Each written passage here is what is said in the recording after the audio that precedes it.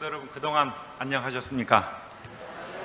제가 얼마 전에 우리 교회 성장연구소에서 발간하는 웹 매거진 우리 서중환교회 취재하기 위해서 와서 최선껏 또 기사화했지만 우선 제가 이 교회 와서 많은 감화와 은혜를 많이 받았습니다. 그래서 오늘 이렇게 어색하지 않고 참 편안한 마음으로 왔고 또 편안한 마음으로 준비된 말씀을 드리도록 하겠습니다. 오늘과 내일 사이에 아주 또 중요한 일을 할 텐데요. 제 마음가짐이 서중환교회는 제가 소문 듣고 지난번에 온 거 아닙니까?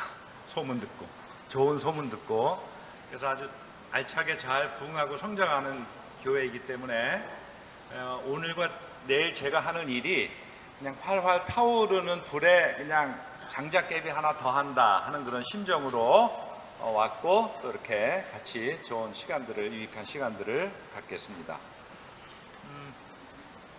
제가 건강한 재림교회 만들기, 이 일을 위해서 시리즈로 책도 내고 지금까지 한 130여 교회에 이러한 어떤 운동이라고 할까, 이런 시도에 동참을 했고, 제가 나름대로 이렇게 교회론에 대해서 또 연구하고 배우고 생각하고 또 지금 이 시대 상황을 보는 중에 교회가 교회다운 것, 교회다움이 늘 중요하지만 우리가 사는 시대 상황 속에서 교회가 교회다움이 얼마나 중요한 건지, 중요한 주제의 내용인지 모릅니다. 특히 여러분 잘 느끼셨을 거예요. 코로나19 이후에 그 신천지 때문에 대구에서 이렇게 무리를 빚기 시작해서 그전에도 우리 한국에서 기독교와 기독교인들에 대해서 이렇게 안 좋은 그런 정서가 좀 있었는데, 이번에 그게 증폭되면서 오히려 이 사회의 빛과 소금이 돼야 될 교회가 오히려 혐오와 배제의 대상이 자꾸 되어가는 것 같아서 참 안타깝고, 이럴 때일수록 우리가 우리 자신을 돌아보면서 교회다움, 성도다움, 목사다움을 위해서 그 어느 때보다도 우리가 또 많이 고민하고 기도하고 노력하고 실천해야 될 때라고 이렇게 생각이 됩니다. 그래서 몇 년 전부터 계속 강조하지만 갈수록 건강한 교회, 교회다운 교회가 얼마나 이렇게 소중한 내용인지 모르겠습니다. 그 다음에 오늘 특별히 좀 제목을, 죄송합니다, 이 영어로 이렇게 이걸 좀 우리말로 이렇게 하니까 영 어색하고 좋은 말이 안 떠올라서 Health for the Harvest, 그러니까 선교 사명, 영혼 구원, 수확을 위해서 건강한 교회가 돼야 된다 하는 그런 의미를 가지고 있습니다. 자, 여러분 여기 그림을 좀 유심히 보시기 바랍니다. 이 수레를 한 사람이 앞에서 열심히 끌고 또 뒤에서 땀을 뻘뻘 흘리면서 열심히 밀고 있는 사람의 모습이 보입니다. 이 그림은, 이 사파는 의도 있게 그려진 그림입니다. 사파예요. 오늘날 많은 교회들을 풍자적으로 상징적으로 묘사하는 그런 그림이라는 것입니다. 오늘날 교회를 묘사하기 위해서 저 그림을 그렸어요. 그렇다면 여러분, 무엇이 문제입니까? 저 그림에 일단 좀 문제가 있어 보이죠? 저게 이제 교회가 안고 있는 문제라는 거예요. 자, 그림을 보면 뭐가 이상해 보입니까? 다들 우리가 마스크를 쓰고 있어가지고 예. 자, 여러분 당연히 뭔가 짐을 싣고 목적지를 향해서 앞으로 굴러가야 될 수레는 둥근 바퀴가 당연히 끼어 있어야 되는데, 저 수레는 어떤 바퀴가 끼어져 있어요? 사각 바퀴가 끼어져 있습니다. 그러니 앞에서 끌고 밀고 하는 게 쉬울 리가 있나요? 잘 안 굴러가죠. 그러니 있는 힘을 다해서 땀을 뻘뻘 흘리면서 끙끙거리면서 끌고 밀지만 좀처럼 앞으로 나가지를 않습니다. 저게 오늘날 교회 모습이라는 거예요. 많은 교회들의 모습이라는 상태라는 것이죠. 또 잘 보면 또 어떤 문제점을 발견할 수 있습니까?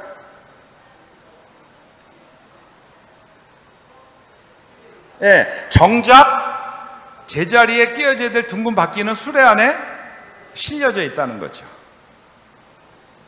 저것도 오늘날 교회 상태.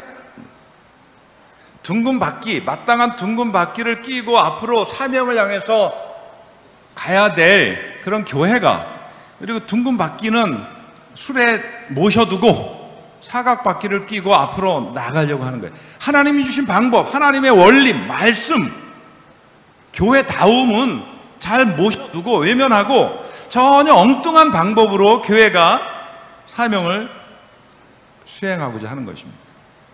그러니 목회도 신이 나야 되는데 힘이 들어요. 그러니까 끌고 가려니까 억지로. 예? 무거운 수레 끌어보셨어요? 저는 고향이 강원도 시골이라 어릴 때 리아카를 많이 끌어도 보고 밀어도 봤습니다. 잔뜩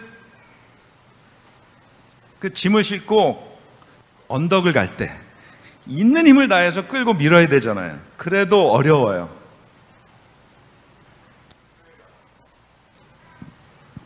예. 오늘날 상황에 있다는 거죠. 우리가 심각하게 한번 생각해 봐야 돼. 심각하게. 그런데 정작 저렇게 이제 어려우니까 어떤 핑계를 대요?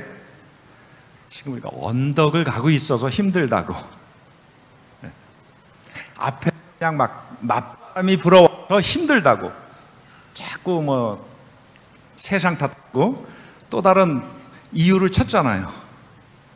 전능하신 하나님이라 하면서. 자, 무엇이 달라졌습니까? 둥근 바퀴가 끼어져 있죠. 그리고 또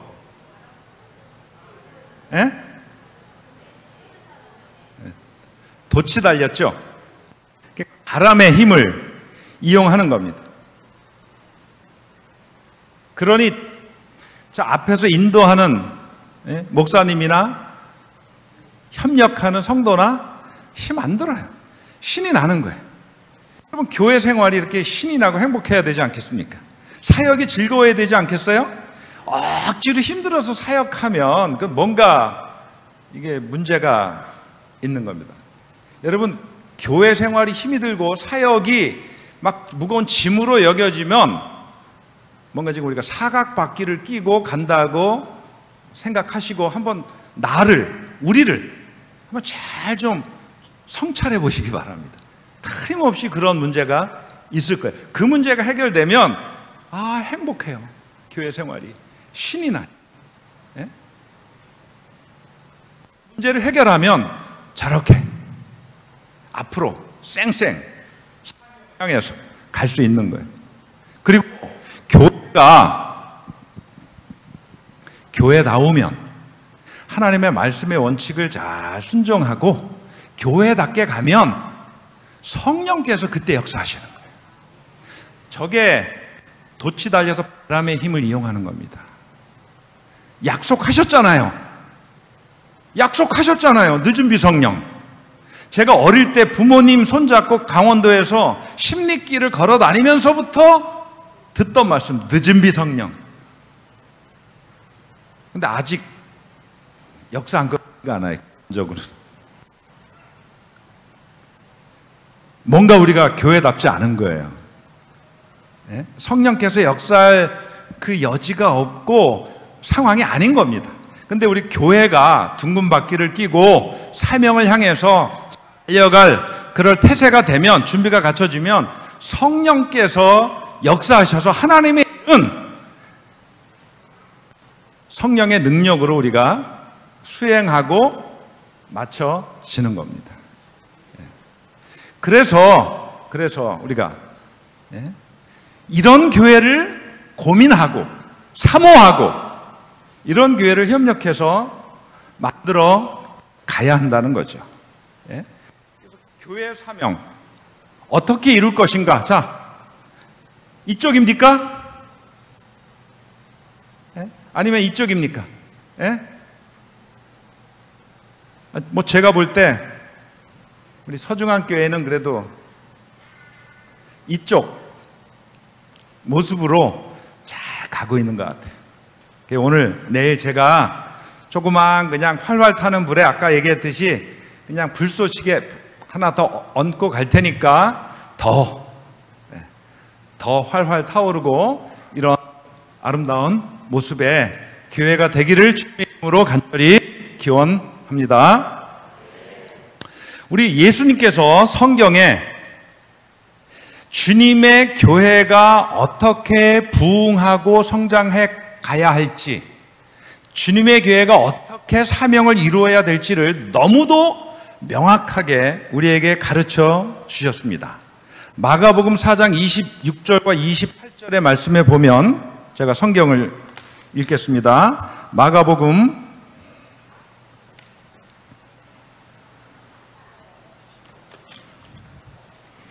4장 26절과 29절까지 읽겠습니다. 또 이르시되 하나님의 나라는 사람이 씨를 땅에 뿌림과 같으니 그가 밤낮 자고 깨고 하는 중에 씨가 나서 자라되 어떻게 그리 되는지를 알지 못하느니라. 땅이 스스로 열매를 맺되 처음에는 싹이요 그 다음에는 이삭이요 그 다음에는 이삭에 충실한 곡식이라. 열매가 익으면 곧 낫을 대나니 이는 추수 때가 이르렀음이라.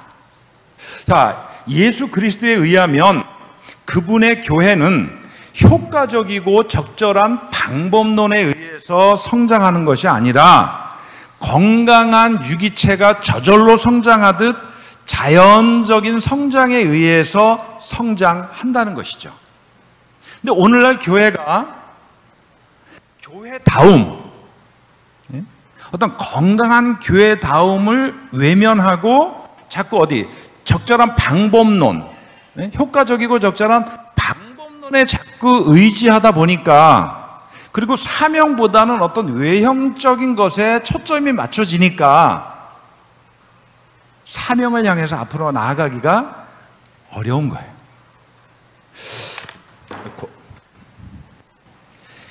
그래서 영어 NIV 성경에 보면 28절에 이렇게 표현되어 있습니다. 여기 우리말 성경에는 이 선풍기 때문에 저는 여기 선풍기를 꺼주셔도 되겠습니다. 안 덥습니다.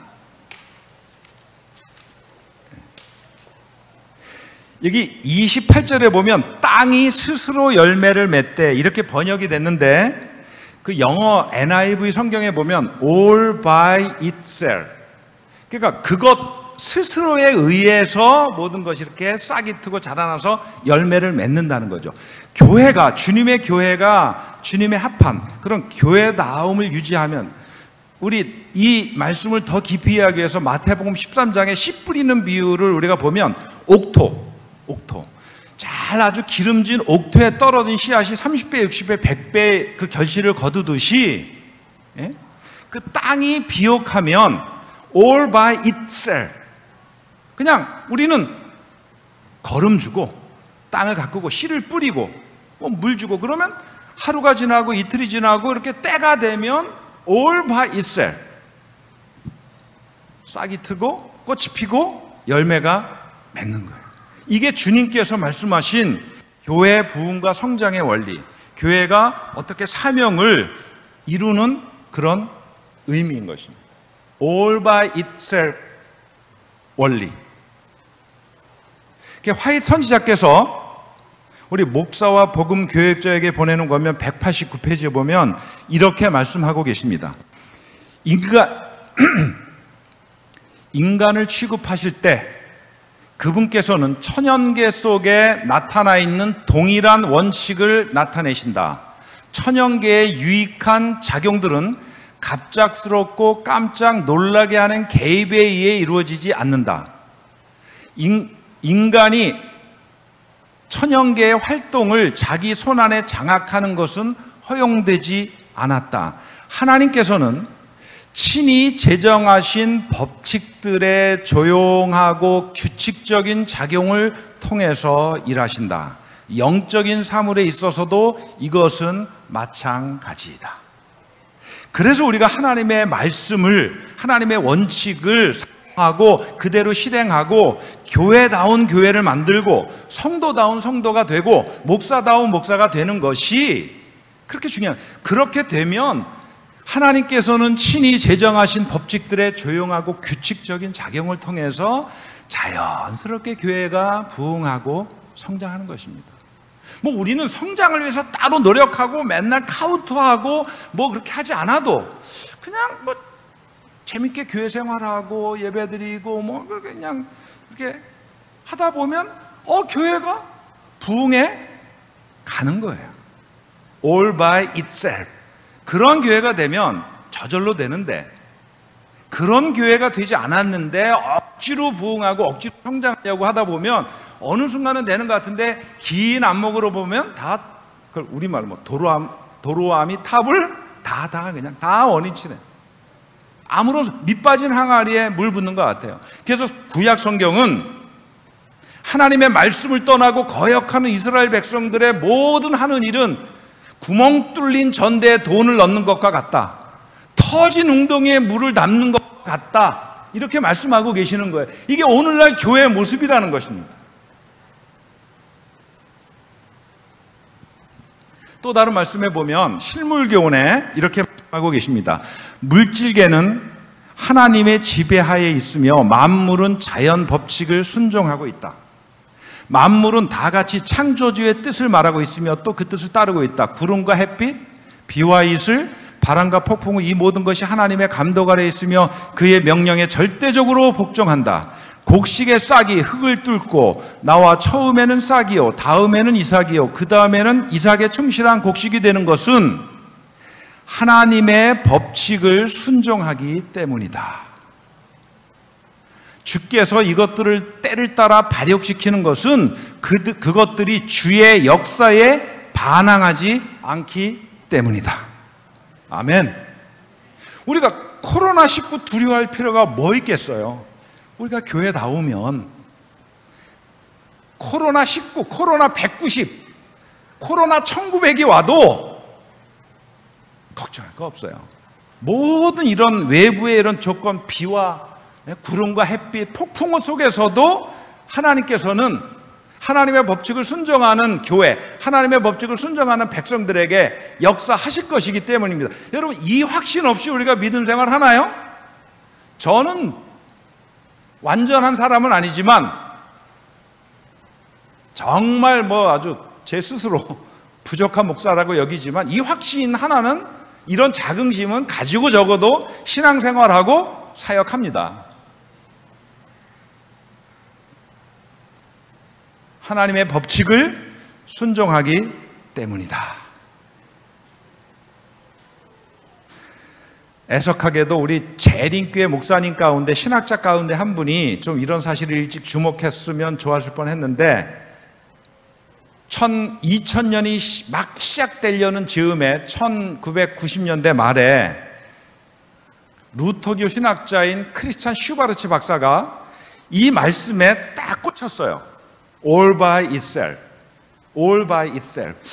주님의 교회는 교회 나오면 하나님의 법칙에 순종하면 이렇게 주님이 씨를 뿌리면 옥토에 떨어진 씨가 자연히 성장해서 풍성한 수확을 내는 것처럼 그렇게 될 텐데, 그런 교회가 있고 그렇지 않다면 뭔가 우리에게 문제가 있는 거 아니냐.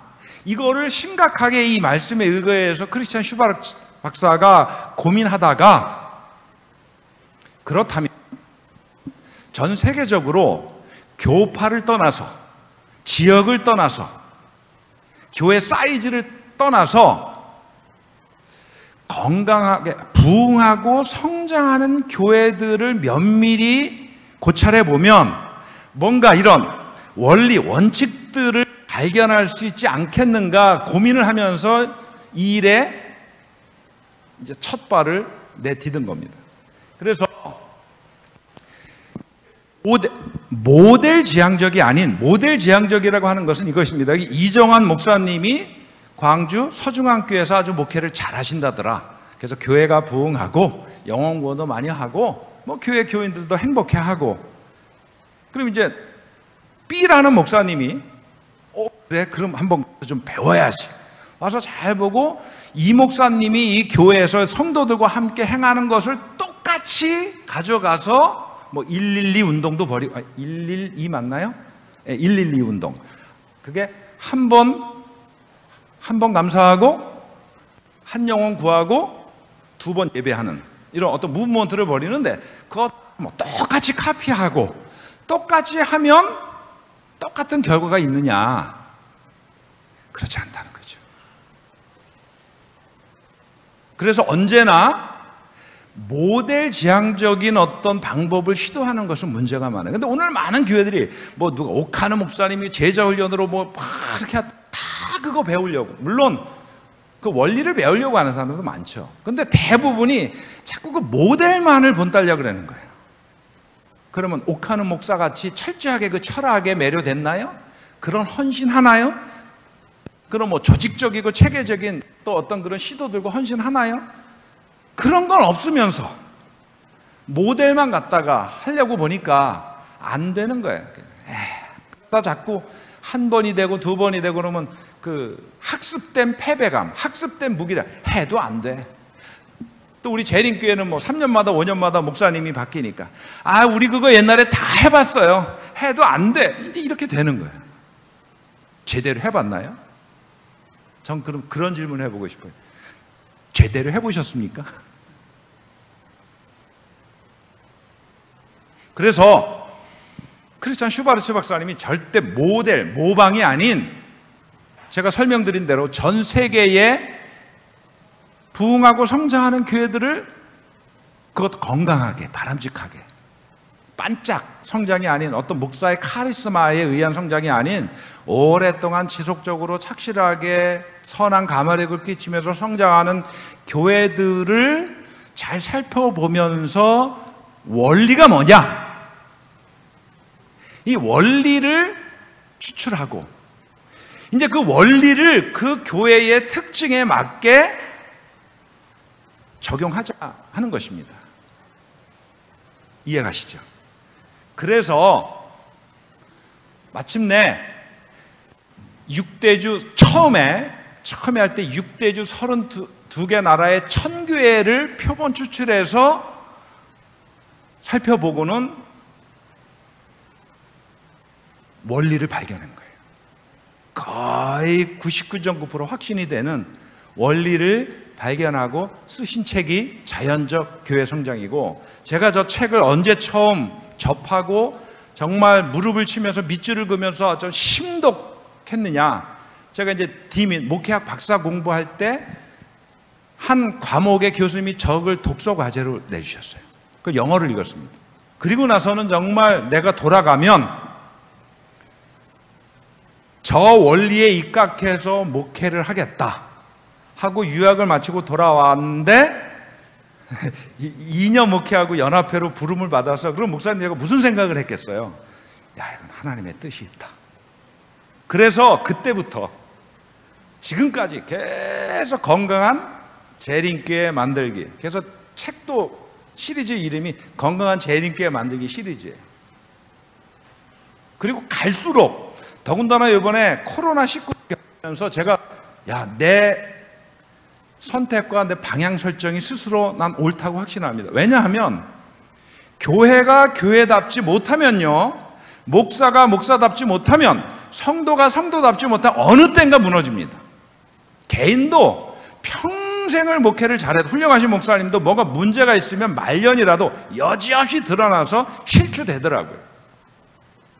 교회도 똑같습니다. 지금 코로나 상황이 되니까 이제 막 모든 것 신천지 발가벗겨졌잖아요. 덕분에 정말 우리 지금 한국에서 기독교도 굉장히 긴장해야 돼. 그래서 지금 저는 많은 책을 의무적으로 봐야 되는 사람인데, 개신교에서도요 이제 정신 차리고 정말 교회다움이 뭐냐, 진정한 예배가 뭐냐, 교회가 대사회의 공공성을 갖는 게 무엇이냐, 본질에 대해서 하기 시작했어요. 굉장히 바람직한 현상이라고 그렇게 생각이 됩니다. 제가 끈따끈한 기차에 내려오면서 조금 읽었는데 어젠가요? 서점에 가서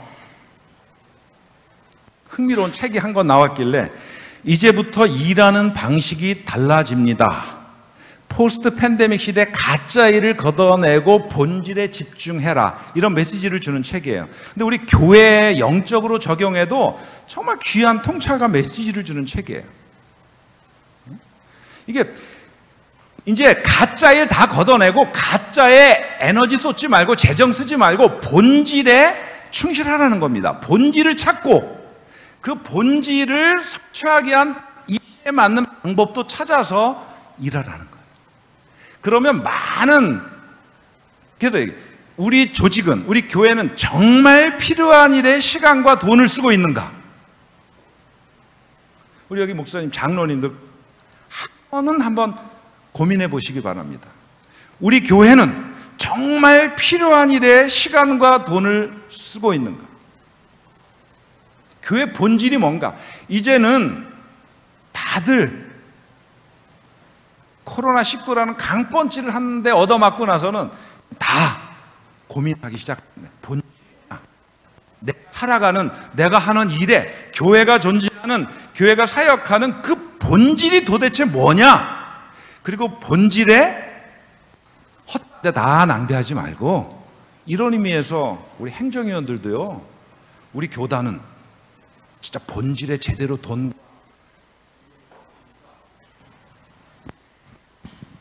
고민해야 돼요. 진짜.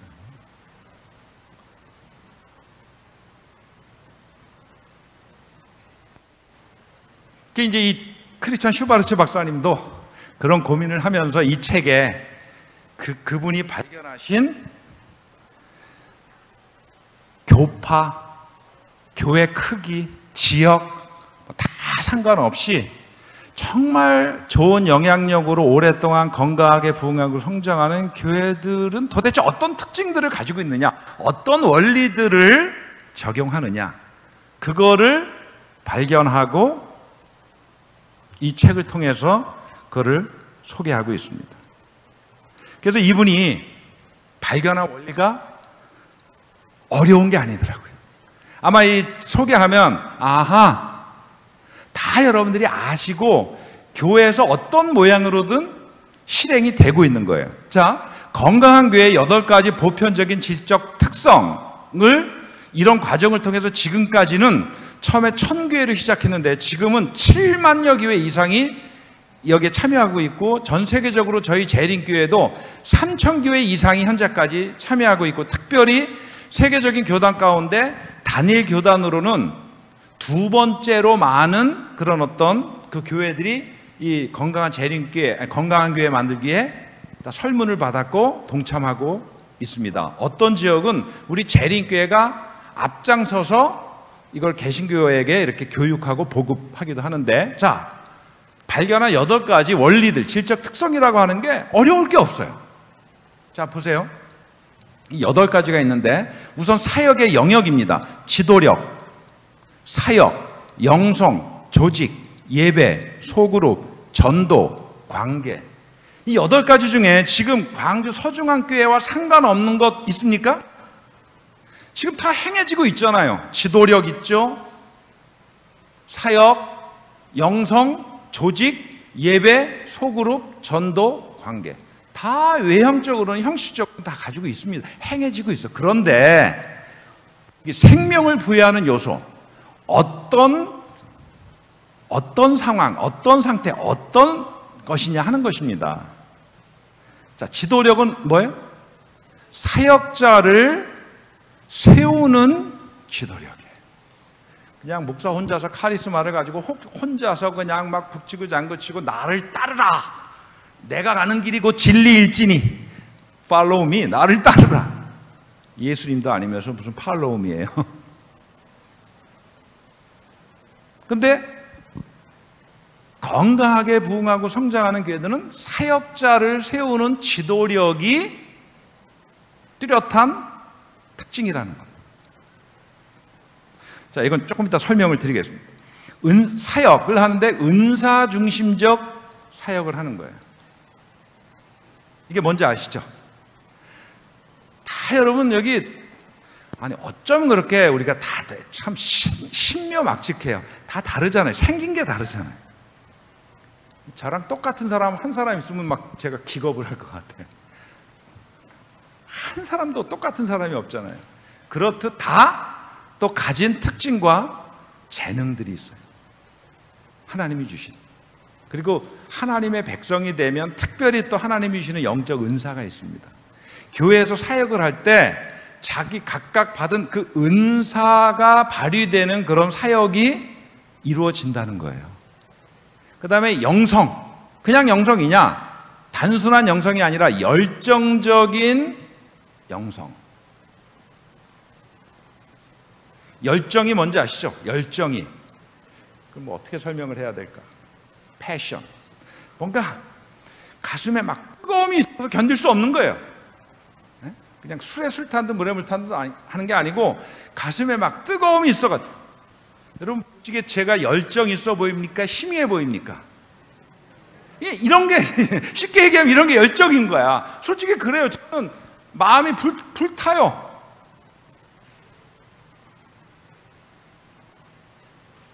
제가 젊은이들에게서 가장 귀하게 여기는 게 뭔지 압니까? 제가 이제 뭐 그 대학 교목실장도 하고 병원에 원목실장 되니까 이제 사람을 뽑을 때 교목이고 원목이니까 이제 그 면접하는 데 들어가거든요. 그 보건대학에 있을 때는 5년 동안 신입생 면접을 했어요. 딱 보면 제가 제일 아주 중요하게 생각하는 게 당장 그의 커리어가 아니에요. 뭐 스펙이 아니에요. 스펙. 뭐 스펙 쌓기 위해서 그냥 뭐 노력을 많이 하는데 진짜 뭔가를 볼 줄 아는 사람은 단순히 이력서에 적힌 스펙, 자격증 이게 아니에요. 눈부터 보고 어떤 정신, 어떤 패션, 열정이 있느냐.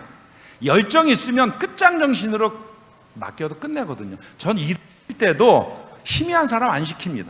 오히려 막 바쁘고 할 일이 많은 사람도 열정이 넘치고 눈빛이 살아있고 막 끝장정신으로 덤벼드는 사람들의 일을 맡기면 틀림없이 나와요, 결과가.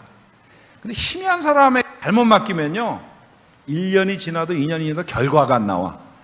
그냥 서로 목회장안에 뭐 이 목사님에게 뭘 맡겼는데 1년이 지나 이럴 뿐은 아니지만 2년이 지나 뭐 싸우겠어요? 어떻게 멱살 잡겠어요? 속이 타는 거죠.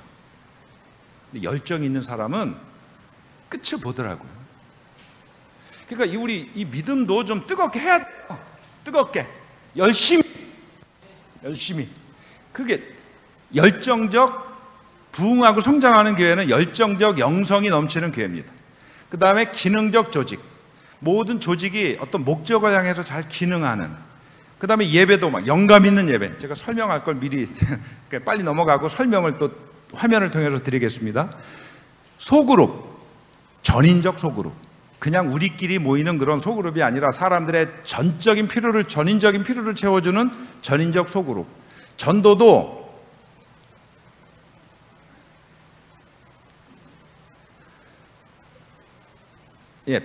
그냥 불특정 다수를 향해서 그냥 외치는 전도가 아니라 필요 중심적 전도입니다. 맞춤식, 그들의 필요를 채워주고 감동을 주고 복음을 전하는. 그 다음에 무엇보다 부흥하고 성장하는 교회는 사랑의 관계가 아주 교인들끼리 그 분위기가 흘러 넘치는 교회라는 것입니다. 참 이런 8가지가 우리 재림교회가 이걸 적극적으로 받아들이고 하는 이유가요, 이게 굉장히 다 성경적이고 예언의 신의 적극적인 그런 뒷받침이 있는 그런 내용들이라는 거예요. 하나의 예를 들면 사랑의 관계를 보실까요? 자, 우선 성경을 보세요. 사랑의 관계에 대해서 성경이 뭐라고 가르치는지. 너희가 서로 사랑하면 이로써 모든 사람이 너희가 내 제자인 줄 알리라. 요한복음 13장 35절. 로마서 12장 12절에 또 뭐라고 말씀하시죠? 형제를 사랑하여 서로 우애하고 존경하기를 서로 먼저 하며. 요한일서 3장 11절. 우리가 서로 사랑할지니 이는 너희가 처음부터 들은 소식이라. 혹시 교회 안에 혹시 뭐 미워하는 사람 있습니까? 둘이 오면 막 둘이 만나면 찬바람 쌩쌩 부는 관계 있어요? 제가 모교에서 목회할 때 그 교회에 기둥 같은 두 여집사님이 있는데 두 분 센 분이에요. 지도력도 있고. 근데 다 좋아요. 뭐든지 앞장서서 방문할 때나 뭐 교회 김장을 할 때나 대청소를 할 때나 뭐든지 적극적으로 앞장서서는 정말 훌륭하신 두 집사님인데, 정작 두 집사님 사이는 완전히 쌩쌩 찬바람이라. 그래서 막 그 가운데 그 여린 여집사님들은 어쩔 줄 몰라. 이렇게 내가 행동하고 이렇게 말하면 저 집사님이 그거 떼고 갖고 이렇게 하면 또 저 집사님에게서 막 전전긍긍하는 거예요. 그래서 제가 그걸 보다 못해 제가 어떻게 했겠어요? 제 성격 열정에 이 문제 해결 안 하고는 아무것도 안 되겠어요. 그래서 방문을 10시에 이렇게 가기로 해놓고 그날 그 두 집사님은 따로 연락해서 30분 전에 교회로 오시라 그랬어요. 딱 두 분을 이렇게 앉혀놓고 딱 이렇게 앉아가지고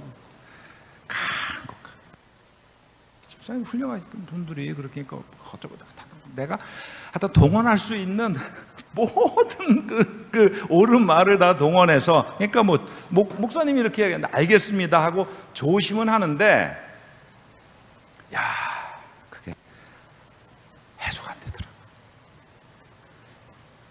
그 믿음, 기도 힘으로도 그건 어려운 건가 봐요. 여자가 한번 감정 상하면 그렇게 어려운 건가요? 참 모르겠어요, 저는 아직. 근데 하나님께서 기묘한 섭리로 이 문제를 해결해 주시긴 했어요. 네? 여러분, 이런 일이 있으면 안 됩니다. 그럼 뭔가 이 일을 막달라 마리아처럼 이 일을 열심히 하는 것 같지만 뭔가 아주 중요한 게 아쉬운 거예요. 중요한 부분.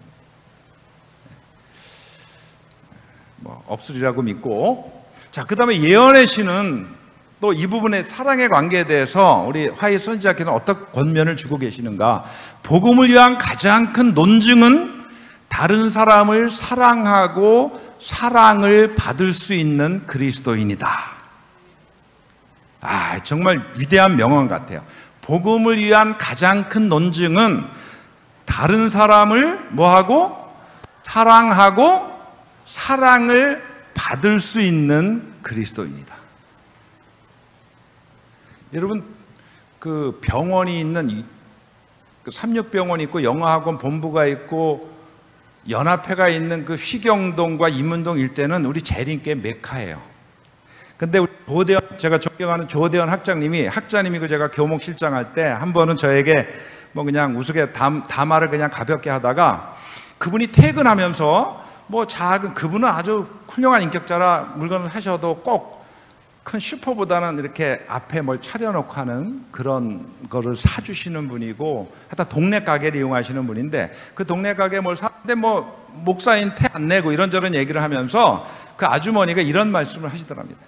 안식일 교회인데 깍쟁이에요, 깍쟁이. 이제 안식교회 목사인 줄 모르고 그 주변에 이제 안식일 교인들이 많이 하시는데, 아마 이 가게 주인 아주머니를 수없이 이제 이렇게 그 교인들이 접하면서 아주 굉장히 깍쟁이 짓을 했나 보죠. 콩나물 한 봉지 사면서 100원만 깎아줘. 뭐 이런 거라든지, 또 뭐 골라가는데 아주 좋은 것만 그냥 막 해치고 막 좋은 것만 막 골라 담는다든지. 그러면 그 얼마나 얄밉겠어요. 그러니까 이제 깍쟁이로 이러면 안 된다. 여러분들은 주변에서 존재해야 돼요. 사랑을 물론 하고, 내가 사랑을 하고 또 사랑을 받는 그리스도인이 돼야 되고, 이것이 화이선에서 뭐라고 말씀하세요? 복음을 위한 가장 큰 논증이다. 그 다음에 교회 증언 9권에 만일 우리가 하나님 앞에 스스로를 낮추고 친절하고 예모 있고 부드럽고 동정적일 것 같으면 오늘날 단 한 사람밖에 없는 곳에 100명의 사람이 진리로 돌아오게 될 것이다. 즉 진리를 논리적으로 설교하고 가르치고 설득하기보다는 먼저 스스로를 낮추고 친절하고 예모 있고 부드럽고 동정을 먼저 실천하라는 거예요. 그러면 단 한 사람밖에 없는 곳에 100명이 있겠다는 거죠. 자, 이렇게 성경과 예언의 신의 뒷받침을 받고 있고, 그것을 우리 북미 지회 교회 전도 연구소 소장을 역임하신 러셀 브릴 박사가 그 8가지 요소가 얼마나 성경적이고 얼마나 예언의 신인가를 잘 정리한 얄팍한 책을 번역한 게 있고요. 요 8가지를 각 지역교회에서 북미, 미국에서 어떤 교회들이 성장하고 어떤 결과를 가져왔는지 박사학위 논문을 또 번역한 것이 있는데, 이제 더 건강하고 더 좋은 교회를 만들기 위해서 이런 시작을 하셨으니까 제가 아까 목사님께 말씀을 드렸어요. 적어도 이게 결실을 보고 이제 이렇게 한 마음이 돼서 가려면 제 오늘 1시간 강의 가지고는 부족하고, 적어도 장로님, 집사님들은 이 2권의 책 아주 얄팍해, 내용이 얼마 많지 않아요. 재밌고. 그러니까 이 2권은 올해 안으로 꼭 좀 우리 장로님, 집사님들이 읽고 그게 완전히 이해가 되고 체득하면 제가 100% 확신할 수 있습니다. 지금보다 훨씬 더 부흥하고 성장하고 건강한 교회가 될 겁니다. 목사님 꼭 이왕 이렇게 시작하신 거 그냥 저 잠깐 스쳐 지나가는 시간으로 삼지 마시고 꼭 그렇게 하시기를 바랍니다.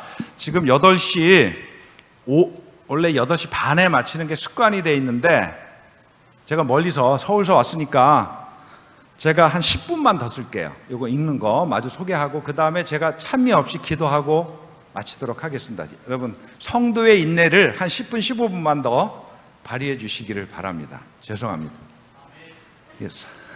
설교라면 틀림없이 시간에 맞췄을 텐데, 자, 사역자를 세우는 지도력은 핵심적으로 이런 것들입니다.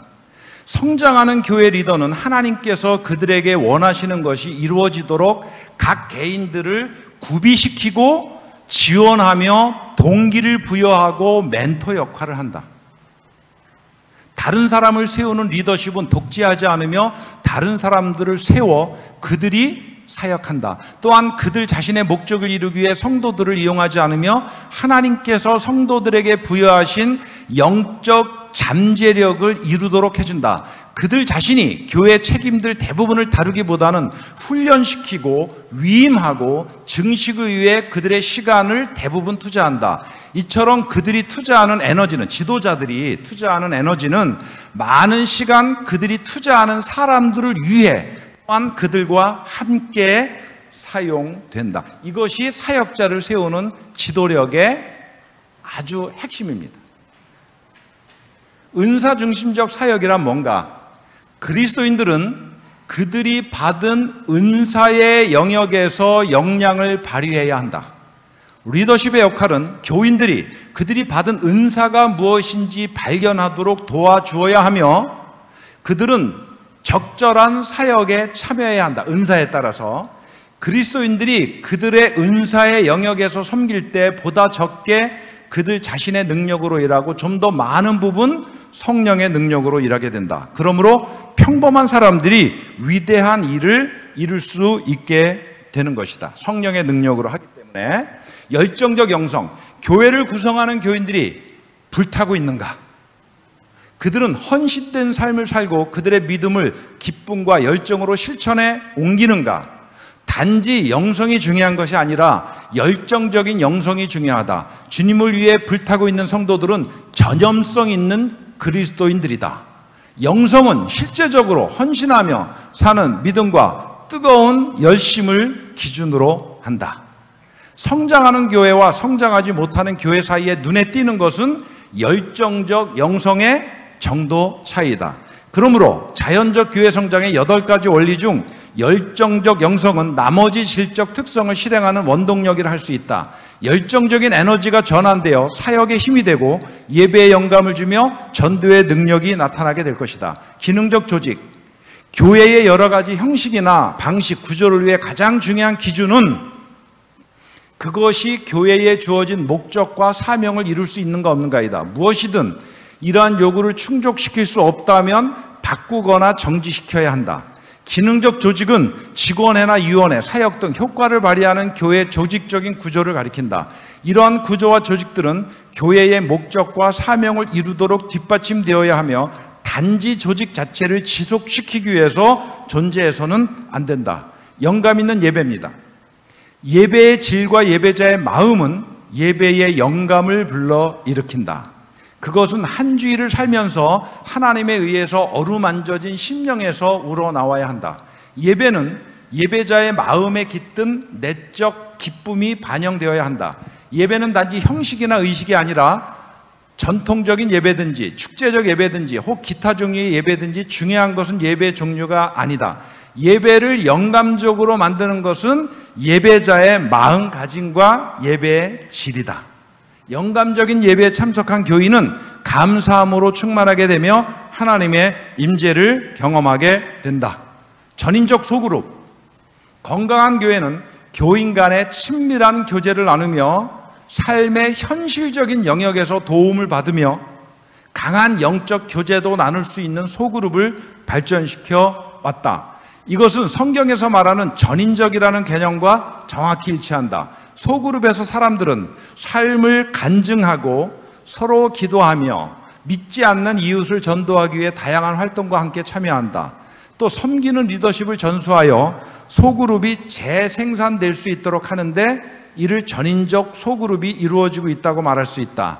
그리스도인의 소그룹은 있어도 되거나 없어도 되는 취미생활이 아니다. 예수 그리스도의 몸된 교회의 진정한 삶의 모습은 바로 소그룹에서 이루어진다. 필요중심적 전도. 전도에 대한 교회의 관심은 현재 진행하고 있는 전도가 교회 성장에 얼마나 영향을 주는지를 보면 알 수 있다. 많은 교회가 목적을 위해서 심지어는 인위적인 방법도 마다하지 않는다. 그 결과 많은 사람들이 전도라는 말만 들어도 이상하게 거부 반응을 일으키게 되었다. 요즘 교회가 막 경품 걸고 사람 모집하잖아요. 그러나 NCD의 연구 결과 건강한 교회 전도는 이렇게 밀어붙이기식의 인위적인 방법과는 전혀 달랐다. 건강한 교회들은 불신자들의 의문에 친절히 답해주고 그들의 필요를 채워주는 방법으로 복음을 전했다. 이를 위해 혼자가 아니라 함께 전도하고 지역에 필요한 다양한 방법, 계절과 때에 맞는 방법을 채택하여 자기와 직접적인 관계를 맺고 있는 가까운 사람들로부터 교회와 삶의 터전, 집과 가정을 중심으로 정기적으로 만나게 된 이웃들, 아직 친하지는 않더라도 그들을 위해 기도하는 사역부터 시작해야 한다. 전도 대상자를 위해 기도할 때 그들의 필요를 성령님께서 알게 하실 것이고 그들의 삶에 가장 적절한 메시지를 전달할 수 있는 기회의 문을 열어주실 것이다. 이제 마지막으로 사랑의 관계입니다. 건강한 교회는 정체하거나 쇠퇴하는 교회에 비해서 사랑 지수가 눈에 띄게 높다.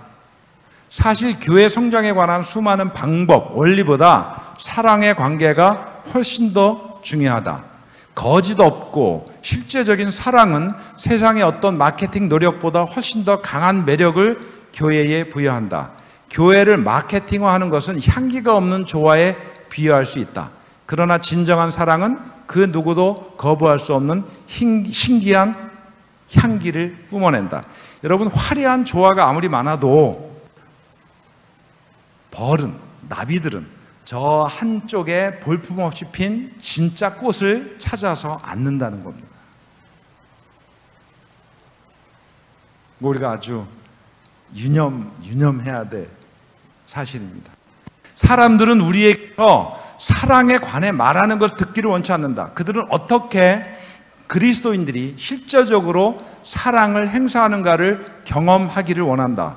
교인들의 능력은 그리스도인의 사랑을 나타내 보이는 데에 있다 해도 과언이 아니다.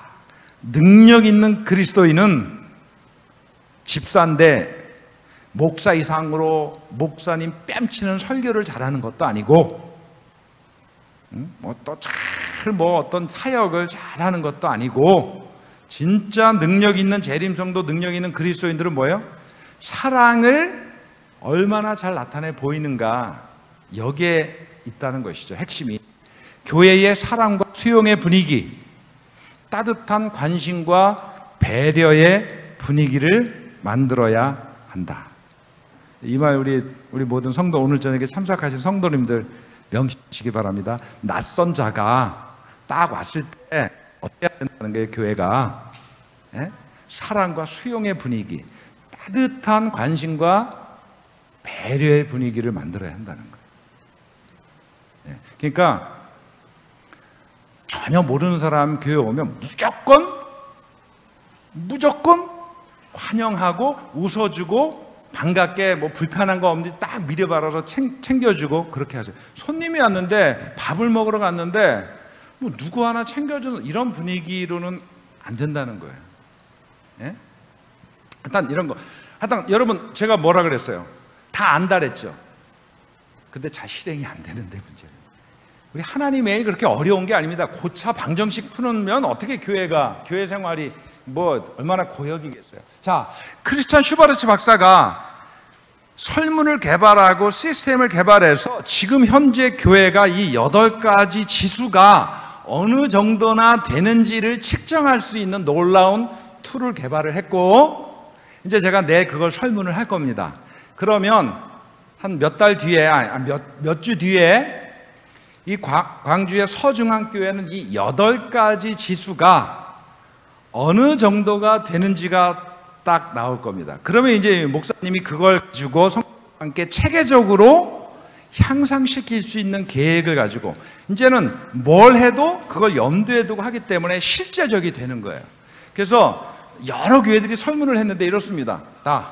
이 교회는 평균이 47점이 나왔고 영감 있는 예배는 56포인트인데 전인적 소그룹은 38포인트예요. 다 달라요. 그래서 이 조사 결과 성장하는 교회는 모든 이 8가지 요소들이 다 50포인트 다 이상에 놓여져 있다는 거죠. 쇠퇴하는 교회는, 감소하고 쇠퇴하는 사양길에 접어든 교회는 모든 요소들이 다 점수가 50점 아래라는 거예요. 그러니까 50점이면 그냥 건강이 양호한 것이고요.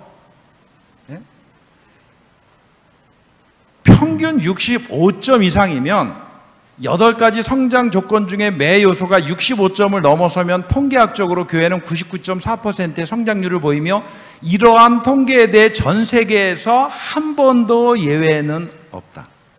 재림교회도, 한국 재림교회도 지금까지 제가 130교회를 했는데 다 통계를 보면 틀림없어요. 부흥하고 성장하는 교회들은 다 58점, 55점 높은데 딱 그 교회 가니까 그 장로님들이 옛날이요. 우리 옛날 유명한 유행가 있잖아요. 옛날이요. 우리 어른들은 알 거예요. 그거 누가 불렀죠? 이선인가? 그 장로님이 그러고 있더라니까. 옛날에는 여기에 사람들이 몰려서 막 뭐가 어떻고 지금은 우리 남자들 모이면 장로님 막 왕년에 뭐 아닌 사람이 있잖아. 왕년에 참 가슴 아픈 일이에요. 근데 그런 교회 가서 설문을 하면 평균 20몇 점, 어떤 거는 최하점이 14점까지. 그러니까 이게 이제 나중에 또 제가 설문 결과 오면 한 번 더 와야 돼요. 그때 자세히 되게 분석하고 이렇게 또 컨설팅 해드리겠지만, 14점이면 30점 아래이면 그건 아주 문제가 있는 거, 병약한 거거든요. 50점이면 건강이 양호한 거고, 65점이면 아주 탁월하게 건강이 좋은 거고, 30점이면 분명히 이제 뭔가 문제가 생긴 건데, 14점이면 그 부분에 대해서는 이제 암세포가 많이 자라있는 거나 마찬가지로 비유할 수 있겠어요. 자, 그래서 보면 재밌어요. 이게 5개 합회 중에 내가 교회 이름은 일부러 안 썼습니다. 이 교회는 평균이 57점이죠. 이 교회는 평균이 28점이에요. 제가 얘기했잖아요. 이 교회는 열정적 영성이 몇 점이에요? 14점이에요. 목사님, 이 교회 장로님이, 아주 신실한 장로님이 저를 붙잡고 옛날에 유행가 불렀다는 게 아니에요. 옛날을 그리워하시더라고요. 이 교회가. 이 교회는 58점, 이게 36점, 46점, 다 이렇게 달라요. 아마 서중학교도 기본 건강도가 50점, 제 예측이에요. 50점 충분히 넘을 것 같은데, 여러분 대천의 최고영 목사님 다녀가셨죠? 그분이 저랑 같이 지난 회기에 연합해서 같이 일했어요, 부장으로.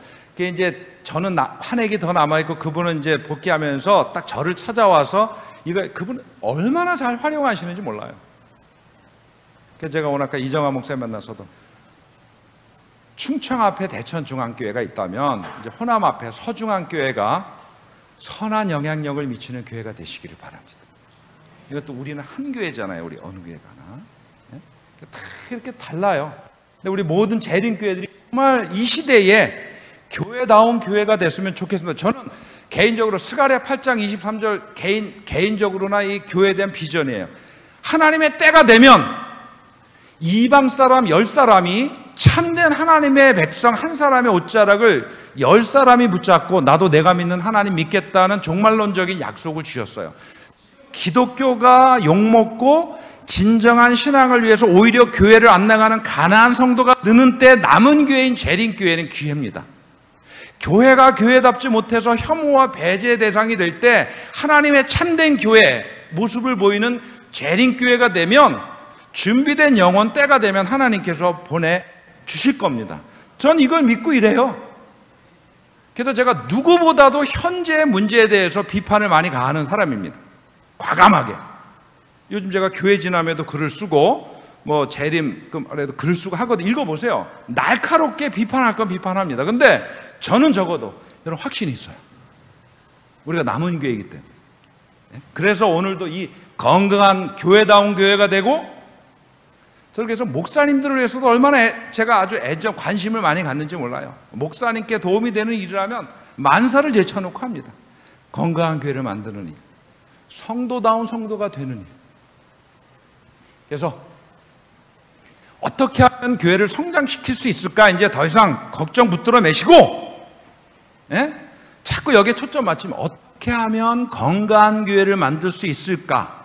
즉 어떻게 하면 8가지 질적 분야에서 성장할 수 있을까? 그래서 교회를 우리가 정말 좋은 교회를 만들어 가면 어느 순간 싹이 트고 꽃이 피고 열매가 맺는데 all by itself, 자고 나니까 이렇게 돼.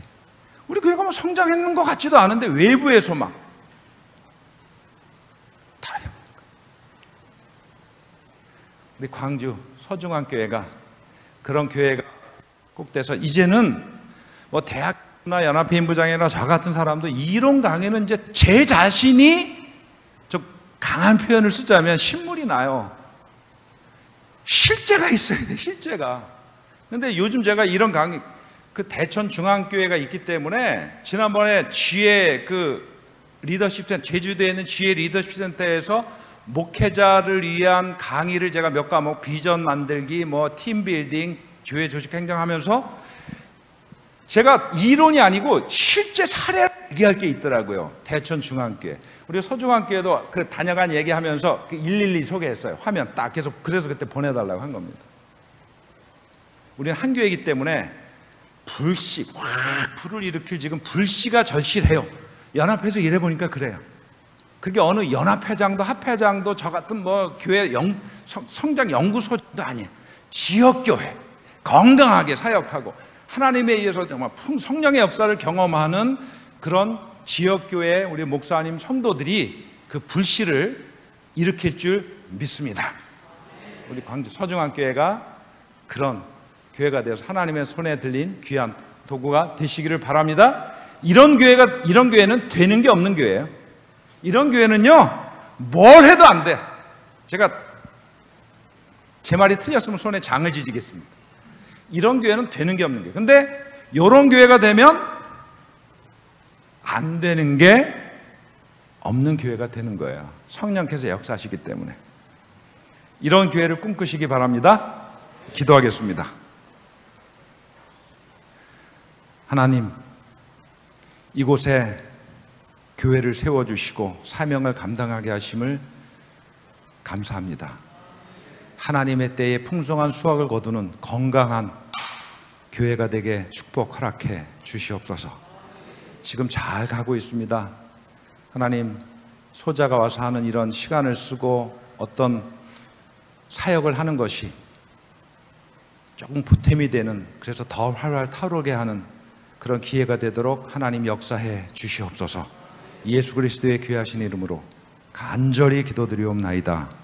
아멘.